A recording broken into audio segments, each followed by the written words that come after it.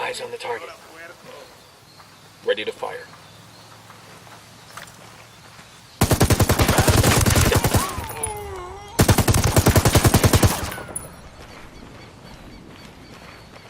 Clear. How you guys holding up?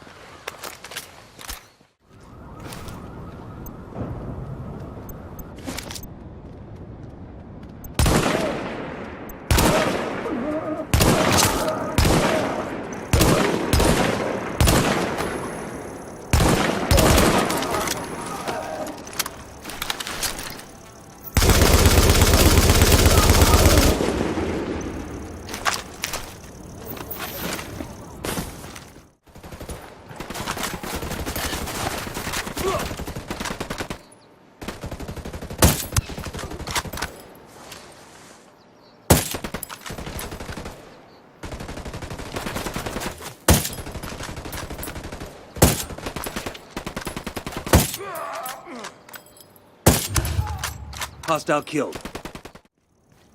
So we've now got two similar third-person next-gen shooters from Ubisoft, The Division and Ghost Recon Wildlands. So you may be wondering, what's the difference between the two, beyond setting a story, so you can decide which one you'd like to buy, or if you're getting one, should you buy the other. The big difference for me between the two games is the levelling and gunplay systems. The Division very much has an RPG style damage, defence and skill point system, and Ghost Recon has a traditional shooter damage system.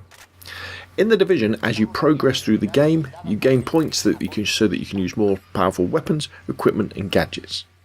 In the Division, if you're level 15, you can't use a level 20 weapon, and if you come across an enemy, human or AI, that are a few levels above you, you simply will not be able to kill them fast enough before they'll kill you. In Ghost Recon, once you've got a weapon, you can use it all through the game, just like Battlefield or something like Call of Duty. People often describe the Division enemies as bullet sponges, which is kind of true. It's a battle of DPSs, or damage per second. As you hit enemies, you'll see lots of numbers jumping off them, and this is the damage you're doing until they or you die. The weapons too seem a bit complicated at first, with different rarities bringing special abilities, often depending what other skill points you've learned. Your progress through the game, from each part of Manhattan to the next, is governed by levelling up your abilities and weapons so you can take on bigger and badder enemies. So you'll often replay earlier missions in order to get enough points to use better weapons or actually find better weapons themselves. If you're using the same weapon, that rioter you killed in the first part of the game would be unkillable with that same weapon in a later part of the game, because they would require a much higher amount of damage to take them down. At this point you're probably thinking, bloody hell, that all sounds a bit complicated. Forget the Division, but don't. In practical terms, for all intents and purposes, all you've got to do is play the game, do the story and side missions and encounters, pick up drop weapons and dismantle or scrap the weapons and equipment that becomes obsolete. You don't really have to worry about the minutiae of what each piece of kit or gun does. You can just look at the stats, and if they get bigger, use that kit or gun. If they don't, dismantle it or sell it. Gunfighting too is kind of normal for a shooter, it's just that enemies often take quite a few more shots to take down than you'd expect, especially the bosses. They can take an awful lot of damage before you kill them. But honestly, this is fine, and you'll come to enjoy this just in the same way as we enjoy shooting in games like Destiny. The shooting mechanic in The Division feels so good that it's a pleasure to lean out from cover and unload a whole clip into a boss, even if it doesn't kill him. Ghost Recon Wildlands, on the other hand, has a more traditional levelling system based around access to guns, equipment and perks, rather than an RPG hit point system. As you play the game, Wildlands rewards you with skill points that you can use to unlock better features on your drone, better trained teammates, a longer sprint time, better binoculars, etc.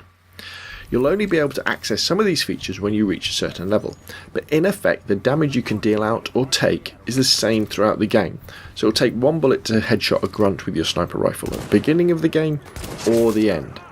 It'll be the complexity of the targets and the number of enemies or the tactics and armour they'll be using that will make the game more difficult, rather than a battle of damage per seconds.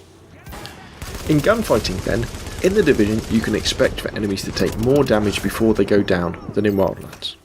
In Wildlands you've got to be a lot more tactical. carefully choosing when to engage and using your teammates and equipment to your advantage.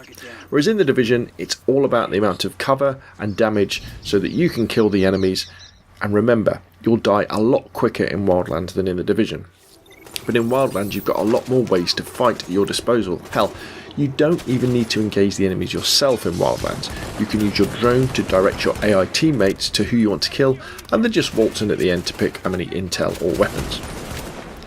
In The Division you'll spend all of your time on foot, whereas in Wildlands you'll be in cars, jeeps, trucks, helicopters, planes and boats. The Division is based in Manhattan, New York City, whereas Wildlands is spread across a large tract of Bolivia, but both environments really are interesting places to explore and fight. At the moment there's no P versus P in Wildlands, but there is in The Division, although both games do have co-op modes. In conclusion, I love both games and think they're both really good third-person shooters, and I think that if you like one, you'll like the other. But what both games do need is an investment of time to get used to the slightly different mechanics and tactics needed to get the most enjoyment out of both of them. So, Ghost Recon versus Division. Don't mess about, just get them both. Anyway, that's enough from me. Please put any questions or comments down below. Hit like if you enjoyed the video and subscribe if you'd like to see more of the same. Thank you very much for watching, and I'll see you again soon.